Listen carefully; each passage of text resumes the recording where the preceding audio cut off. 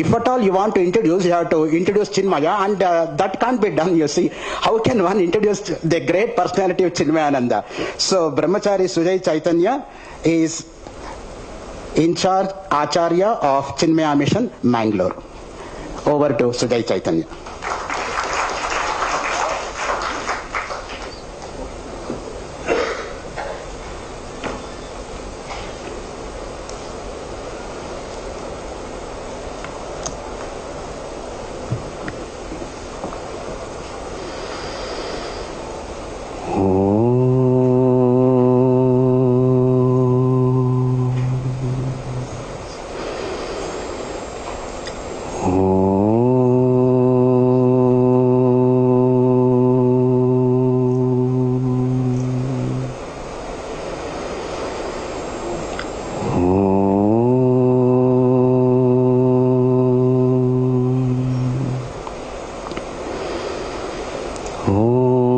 सहना भवतु सहनौ भुनक्तु सह वीर्यं करवावहै तेजस्विनावधीतमस्तु मा विद्विषावहै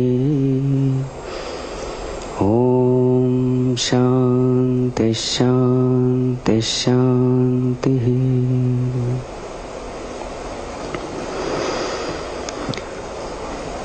My prostrations to all the seekers here.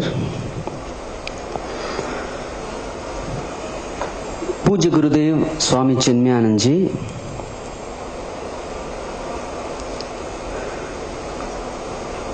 tirelessly worked for spreading the message of the Upanishads and the Bhagavad Gita and other scriptures in such a way that even a layman should be able to understand the message.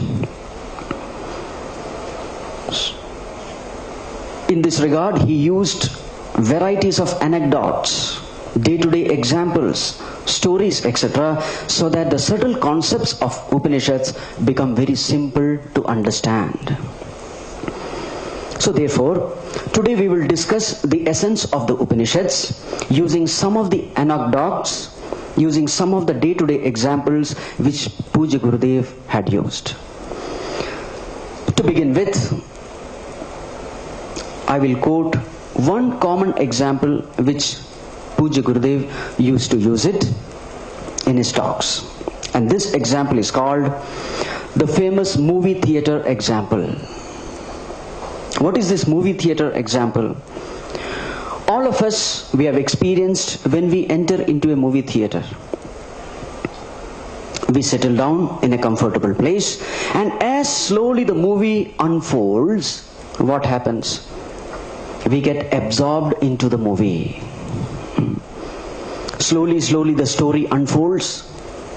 The characters come into picture, and slowly what happens is, we are so absorbed into the movie that the movie scenes, the movie characters, the movie happenings, the movie time, the movie space start becoming real to us. We become totally identified, absorbed in the movie. And all the setting is made in such a way that this absorption becomes natural. So the whole space is made dark so that you can be cut off from the outer world. The audio is made very clear and loud. The pictures are huge and clear. So slowly what happens is, you forget yourself and you are then now absorbed into the movie. Then what happens? Slowly, the movie incidences starts affecting you. Whatever happens in the movie starts happening to you. The ups and downs in the movie starts affecting you. Suppose you get identified with the hero of the movie. When the hero is miserable, you are miserable. When the hero is happy, you are happy. When the hero is anxious, you are anxious. Now what has happened? You have entered into the movie theater as a master, but now you have degraded yourself to the status of a slave. Slave because now you don't have control over your own mind. Your mind state is decided not by you, but by the happenings of the movie. The storyteller of the movie decides your mind, the state of the mind. What a pathetic condition it is. You pay money as a master, come in, and now you become a slave. Isn't it so? What is the mistake which we have done, because of which we have degraded to the status of a slave in the movie theater? The mistake we have done is twofold. Number one, I allowed to forget myself. Point number one. Point number two, I got identified with something which I am not. Two mistakes. Mistake number one, I forgot myself. Mistake number two, I got identified with someone who I am not. Yes or no? Yes.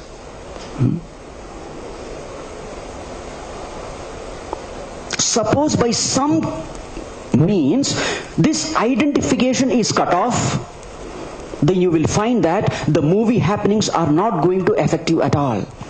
For example, suppose I bring my 5-year-old child, say my son, with me. Now this son will keep on poking me, father, who is this, who is that, etc. Then this identification will not be complete. Will I be affected by the movie? No. Or suppose my mobile keeps ringing every other minute. Again, the identification will be disrupted, and thus the movie will not be able to affect me. So this is one point to be kept in mind. If the identification is cut off, the movie cannot affect me at all. Now let us keep this example aside. Let us come to what Upanishad says. Now what is the lesson to be learned from the movie theater? The lesson to be learned is, there are two entities, the real, none other than the person who is watching the movie, the real, the unreal, the movie character.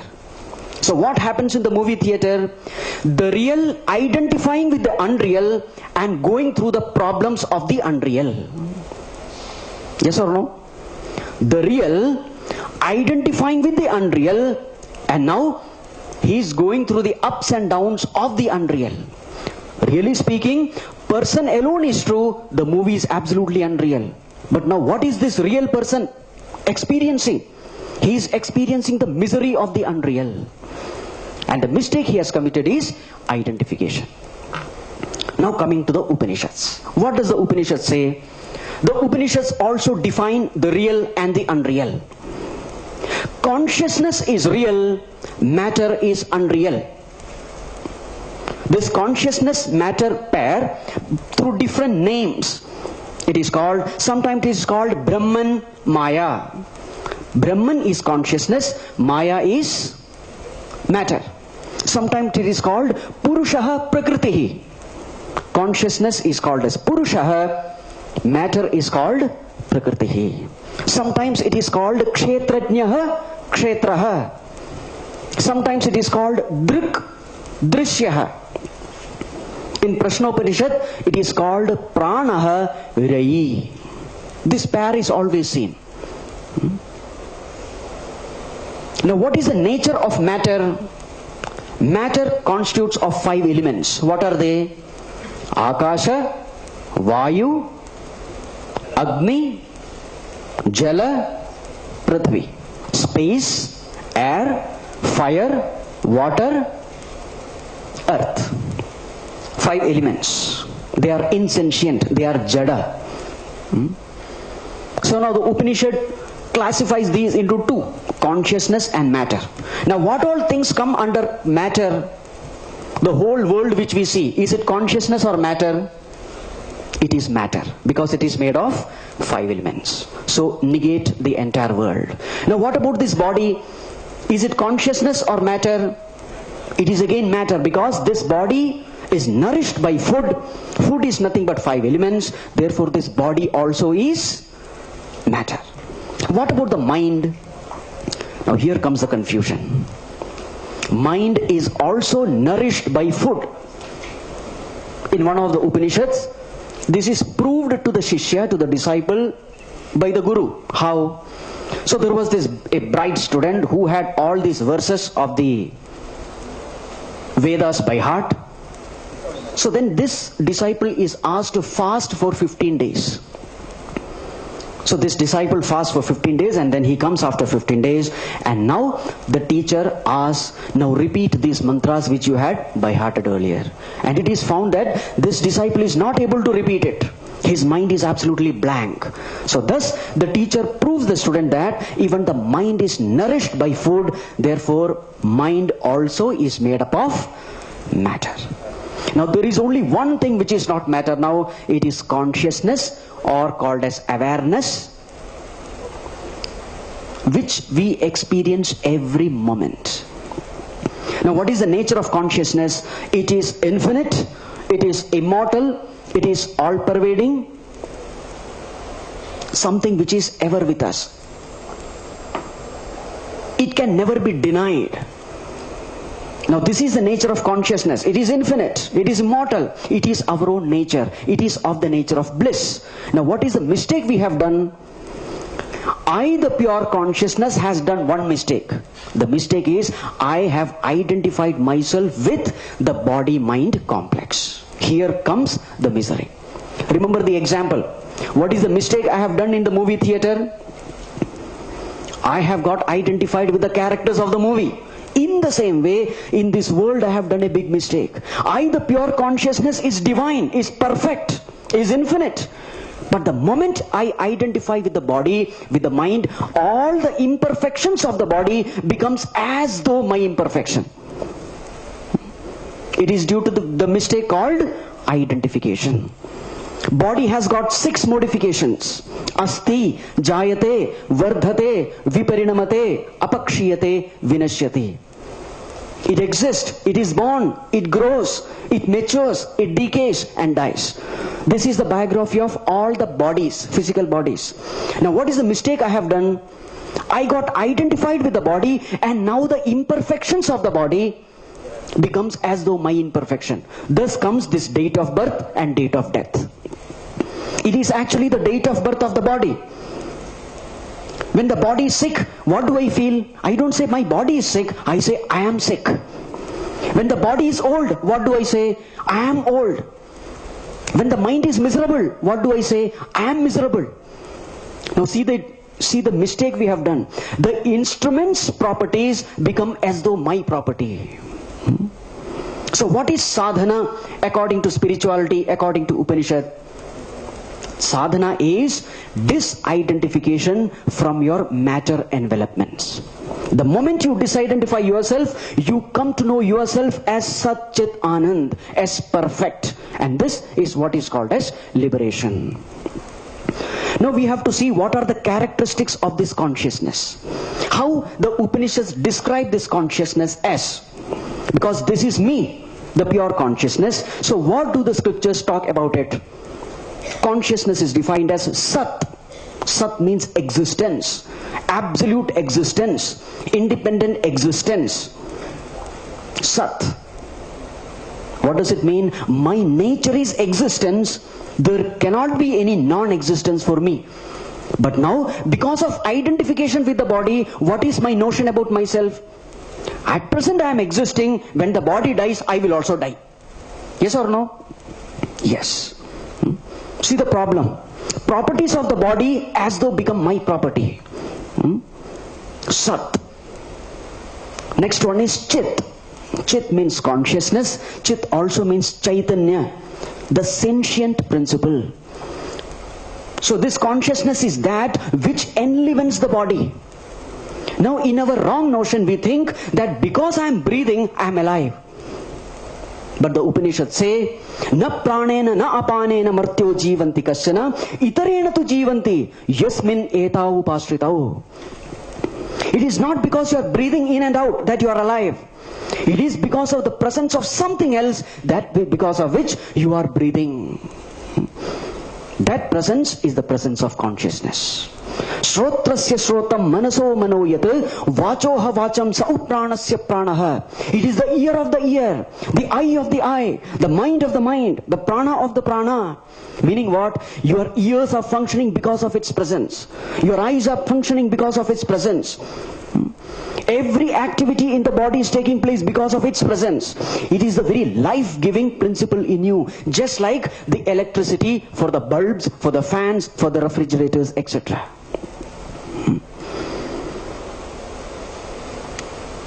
Yen Rupam rasam गंधम शब्दान स्पर्शांश्च मैथुनान एतेनैव विजानाति किमत्र परिशिष्यते. That consciousness is the very life-giving principle in us. This consciousness is called God. So it is Chit, sentient principle. Now it is Anand. What is Anand? Happiness, bliss. Now, can happiness be a burden to you? Sorrow can be a burden to you, but can happiness be a burden to you? It can never be a burden to you because it is your nature. Whichever is your nature can never be a burden to you. Just like the heat is the nature of fire, just like sweetness is the nature of sugar, in the same way happiness is my nature. I don't have to acquire it from others, I just have to know this truth. And the only obstruction is the mind. So the Upanishads say, purify the mind and then know yourself to be of the nature of infinite bliss. The sadhana to be done is purification of mind. So Upanishads emphasize that only a person with a pure heart can know this truth. Na virato duscharitat, na shanto na samahitah, na shantamanaso vapi prajnanenainam apnuyat. A person who is following all kinds of immoral ways, crooked ways, such a person can never know this truth at all. Sat, Chit, Anandaha, and now it is Anantaha. Ananta means infinite. This is our nature. We are infinite by nature. But what is the mistake I have done? I have got identified with the body. Now instead of experiencing infinite, what am I experiencing now? Finitude. Because body is finite. Whatever you identify with, the property of that thing becomes as though property of yours. Body is finite. Now because of your identification with the body, you experience finitude. Mind is also finite. You experience finitude. All the efforts you put forth to come out of this finitude, to come out of this cage of finitude, is called samsara, sufferings of life. So the Upanishads say the only way in which your sorrows can end is by knowing this truth that you are pure consciousness. Anantaha, that which is infinite necessarily has to be achalaha, unmoving. It is nityaha, it is eternal. Now remember, these are the characteristics of consciousness. Characteristics of consciousness means what? It is my nature, it is me. Nityaha. Another term used is kutastaha. Like an anvil, this consciousness stays. Now I hope you have seen the anvil of this, say, ironsmith, etc. So hot iron is beaten to shape by keeping it on the anvil, isn't it? The iron, etc. change shape, but does the anvil change shape? No. It becomes a substratum, it becomes a support for all the changes to take place. In the same way, keeping this consciousness as support, all the others keep changing. The body keeps changing, the mind keeps changing, the intellect keeps changing, holding on to a changeless substratum called consciousness. Kutastaha. Consciousness is also defined as sakshi. It's a witness. It is the ultimate witness which cannot be witnessed. Sakshi, sakshat ikshate, the one who directly sees. It doesn't need the presence of an eye to see. It sees everything. Witness. It is called as avastha traya sakshi, the witness of all the three states. So in life we experience the three states. What are the three states? Waking state, dream state, deep sleep state. This sakshi just witnesses all the state. So in the waking state we are aware. That light of consciousness because of which we are aware of everything, that consciousness is the truth. That consciousness we are experiencing every moment. In the dream state, is there the consciousness present? It is there. You are aware of the dream. That light of awareness is the truth. What about deep sleep? Is this consciousness present? The scriptures give the logic. Yes, it is present. How do they prove this fact? What is my experience in deep sleep? I know nothing. I slept well. This is the statement we make after deep sleep, isn't it? I knew nothing. Now, if you have known nothing, there has to be a presence of a knower, an experiencer. That ultimate experiencer is this consciousness. I slept well. Now, how did you gain that experience that you have slept well? You gained this experience because there was an ultimate experiencer, a witness. This witness is this consciousness. Avasthatraya Sakshi. Now this consciousness, can I know through my senses, through my eyes, ears, etc.? Just as I know this world, can I use these senses to know this consciousness? Upanishad said, no, it is not possible. It is not possible. So the term used is agocharaha. That which cannot be known through the senses. So Puja Gurudev used to give the example of a torch and a battery. In a dark room, you can see everything in the room with the light of the torch, but there is one thing which you can never see. What is that? The cell, the battery. The moment you put the battery in, light is there, but the battery is in. The moment you take out the battery, light is gone, but the battery is out. So you are not able to see it. So in the same way, it is because of this consciousness that all your senses work. With that sense, you can never know this consciousness. Agocharaha. So okay, senses cannot grasp it. Can the mind grasp it? Sorry, achintyaha. It cannot be thought of. Now look at that verse. Yen manasana manute yenahur manomatam tadeva brahmatvam vidhi nedam yadidam upasate. Yen manasana manute yenahur manomatam. That which cannot be grasped by the mind, but that because of which the mind can be grasped. What does it mean? It means you cannot think of consciousness, but you can be aware of thoughts. The rule of the game says that which is subtle can grasp the gross, but the gross cannot grasp the subtle. The subtle can grasp the gross, but the gross cannot grasp the subtle. Consciousness is the ultimately what you call sukshmati sukshma. Extremely sukshma, extremely subtle thing. This consciousness cannot be thought of, but you can be aware of the thoughts. Just close your eyes and you will find the thoughts coming and going, isn't it? How do you know that the thoughts are present? You know it because of the light of awareness. This awareness is God. Pratibodha viditam matam amritatvam hivindate. The moment you start paying attention to this awareness because of which you are aware of the thoughts, the moment you pay attention to this consciousness, Upanishad says, Amritattvam vindate, you attain immortality because awareness is immortal. So what is it that we are supposed to do at the seat of meditation? At the seat of meditation, we are supposed to use these pointers. Sat, Chit, Anand, Anand, Achala, Sakshi, etc. These are the pointers given by the Upanishad. Use these pointers and now meditate upon these pointers. Use these pointers and go towards the pointed. Don't get trapped by the words. So at the seat of meditation, what are you supposed to do? When you close your eyes and sit, you will find the thoughts. Now where should your attention be? Upon the thoughts or the awareness? It should be upon the awareness. If your attention is upon the thoughts, you will find your mind wandering, and you also will wander along with the thoughts. This is called vikshepa. At the seat of meditation, these are the two major problems experienced by all. One is layaha, sleep. In 5 minutes you go to sleep. The second is vikshepa. You start wandering and you are not even aware that you are wandering. What is the mistake you have done? The mistake is you have ignored this consciousness, the truth, God. And now your attention is upon the thoughts. Now attention is upon the thought means attention is upon the world.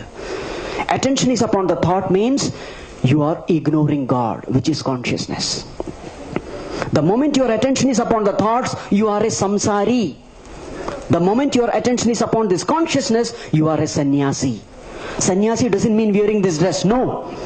Your test whether you are a sannyasi or a samsari This test is in your meditation. At the meditation, are you able to handle your mind, fix the mind upon the self? Then you are a sannyasi. If you are able to hold on to this consciousness, it means, Bhagavan, I want you, I don't want this world. This is the meaning, this is the indication. Only a mature person can hold on to this consciousness.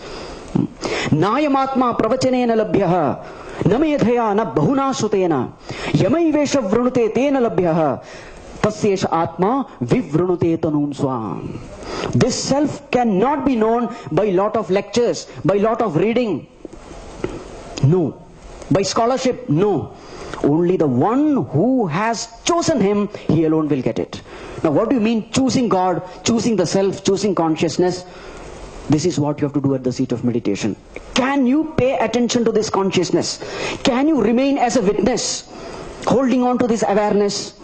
Then you are real sannyasi, you are a perfect student, perfect Upanishadic student, the most qualified. In order to hold on to this consciousness, you need two qualities. Number one, vairagya, your ability to withdraw your mind from the world. And number two, viveka plus bhakti. You must have that right understanding what is real, what is unreal. And also, you must have love for the real. If you have viveka and bhakti, you can hold on to this truth. Our Gurudev used to say, the essential message of Vedanta is this: detach, attach.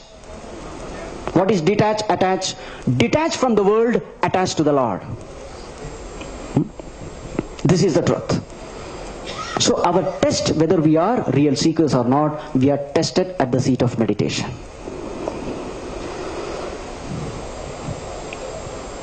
We are infinite, we are immortal, it is our nature, no one can take it away from us except we ourselves.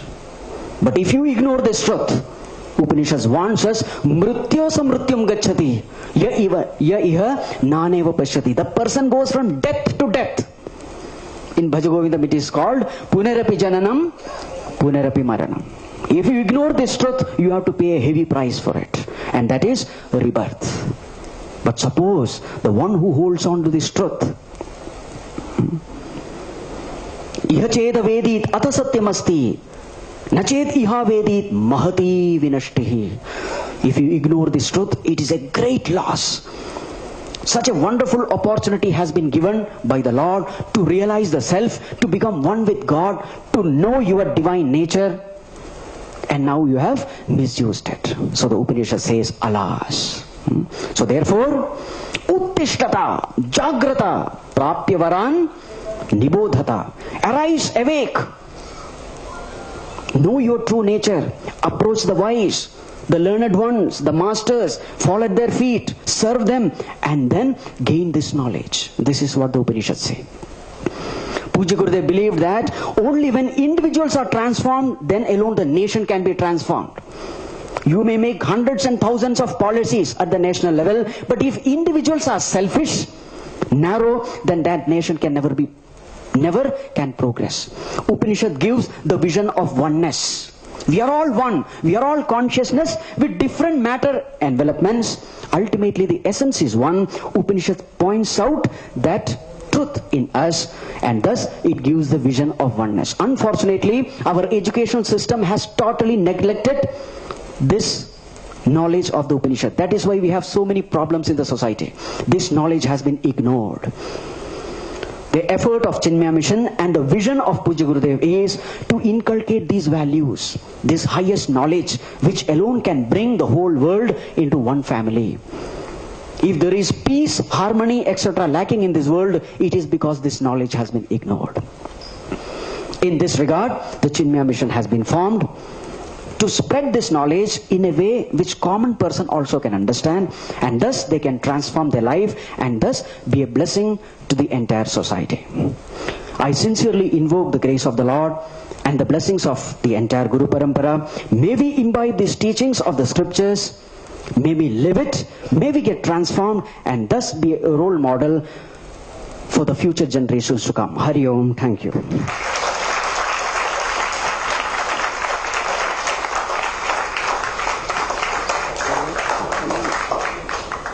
Bharati Vidya Bhavan and ISKCON are highly grateful to Brahmachari Sujay Chaitanyaji for giving an excellent exposition of Gurudev Chinmaya's interpretation of Upanishads. It's an ocean, and it's very, very difficult to sum up the entire ocean in 30 minutes, which you have given. And I crave the indulgence because the time is the devourer. Kalaya tasmai namaha and kalo jagat bhakshakaha, as the tradition would have it. Really, he gave the two classic examples from Chinmaya Gurudev's contribution of movie theatre, which has got a direct relevance to Chitradeepa Prakarana, which is one of the important chapters of Panchadashi written by Vidyaranya. Secondly, he talked about the torch example, and that is another classic which one can never ignore easily. And Brahmachari Chaitanyaji has also talked about the concept of sannyasa. What exactly is the role of sannyasa? And Kulluka Bhatta, while commenting on the 332nd verse of 9th chapter of Manusmriti, says, Ahankara mamakara tyaga yeva sannyasa natu kashaya vasaha. So that particular aspect has also been ably touched by Brahmachari Sujay Chaitanyaji. And the concept of consciousness which he touched is so glorious, because what is consciousness, as Chinmayaji himself puts it while commenting on Mandukya Karika, when individual consciousness merges with universal consciousness, what remains is only consciousness, which one should not even be conscious of. So that aspect has been ably covered by Sujay Chaitanyaji here, and we request Shri Sakala Narasimha Garu to kindly do the honoring for Sujay Chaitanyaji.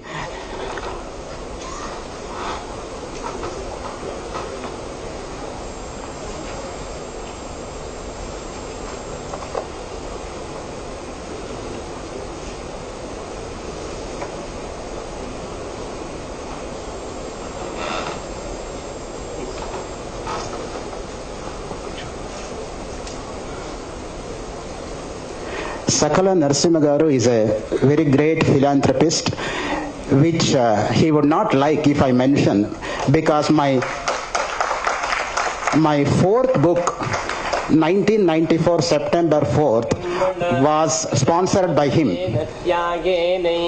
Amrutatvamanasoho parenanakam nihitam guhayam vibrajadeta yataya vishanti vedanta vijnana sunischitartha sannyasa yoga yataya shuddha sattva te brahma loke tu paranta kale paramrutat parimocyanti sarve Dakhram vipapam parameshvabhutam yat pundarikam puramadya saggastam tatrapi dakhram gaganam vishokastasmin yadantas tadupasitavyam yo vedado swara prokto vedante cha pratishtitah tasya prakritilinasya yapparasa maheshwaraho.